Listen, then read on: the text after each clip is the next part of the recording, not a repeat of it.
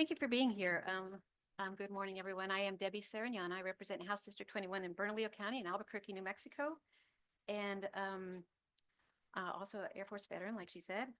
I am the vice chair. A little bit about me. I'm the vice chair of Energy, Environment, and Natural Resources Committee in the House of Representatives. I am the chair of Science and Technology and the vice chair of Veterans, Military and Veterans Affairs in our interim committee session. Over the last 9 years, I've been the only female in the House, in the legislature, and this year I became the only veteran in the House of Representatives. So if we know anybody in New Mexico who is a veteran and wants to run, don't come to me. In New Mexico, we also have four bases, 3 Air Force and 1 Army, and 2 national labs. We're very, very energy technology-based state. A few statistics. In New Mexico, we are ranked 7th in the nation in wind generation. We are 3rd in the nation in total energy production. We are 2nd in the nation in total oil production and 37th in CO2 emissions. Our largest source of power generation is wind. We are in the wind corridor in the United States, with natural gas coming in 2nd. New Mexico is a very environmentally passionate state. We have 310 days of sunshine. Our clean energy portfolio is solar, wind, and geothermal. But 59% of our energy, our power generation, comes from fossil fuel. But it's 40% of our budget. And but what we do have, we've been working in Legislative Finance Committee on taking the money we get from gas and oil. It's billions every year, and putting it in funds so that within hopefully 10 years, we will be completely, we will not have to rely on fossil fuels. And depending on what happens with stocks, with what's happened with this administration, we should be able to do in 10 years so that we don't get on this roller coaster that we're constantly on with having to pull money from our different agencies. But as soon as we can be non-reliant on fossil fuel, we will be in a good place. But right now we are totally reliant on it. Let's see. With this fossil fuel friendly administration, oil and gas extraction is expected to grow, and thousands more children and families will be forced to breathe life-threatening fossil fuel pollutants. It's hard to be in New Mexico and be a legislator because gas and oil is so powerful, and they fund a lot of races, both sides of the aisle. So getting anything passed is difficult.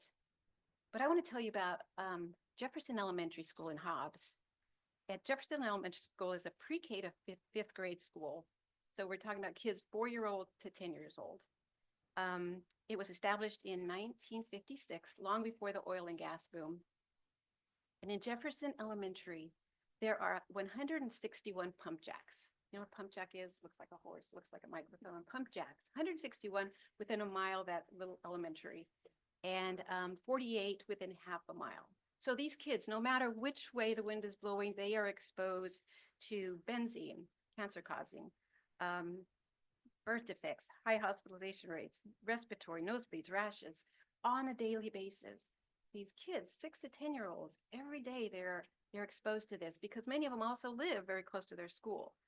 And the hardest part of being a legislator is watching on this committee where they have the representatives from their districts sitting there, and they don't do anything. They don't say anything. They don't see it as wrong because money is the most important thing about the Permian Basin.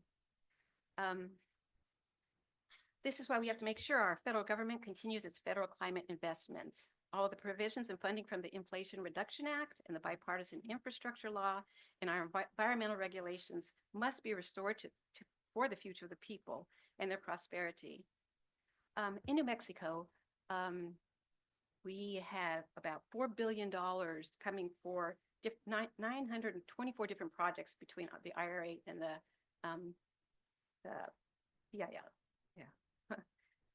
one project, a Department of Transportation.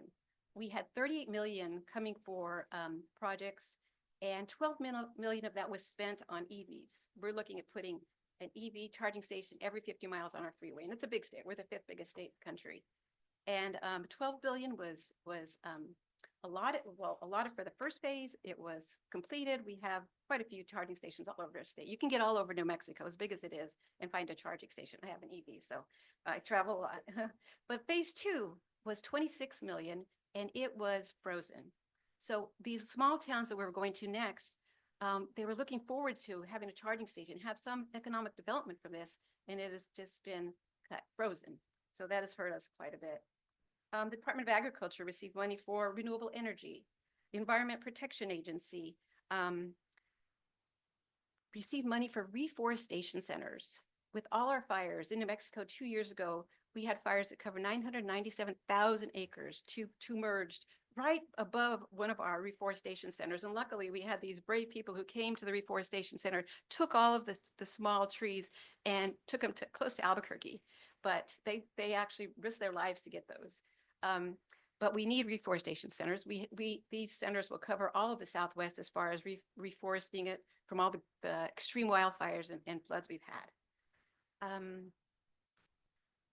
Department of Energy received money for clean water. We are a drought state. Homeland Security received money for environmental remediation. We have mines, uranium mines and coal mines that they're looking at opening up again. Not coal mines, uranium mines and copper mines.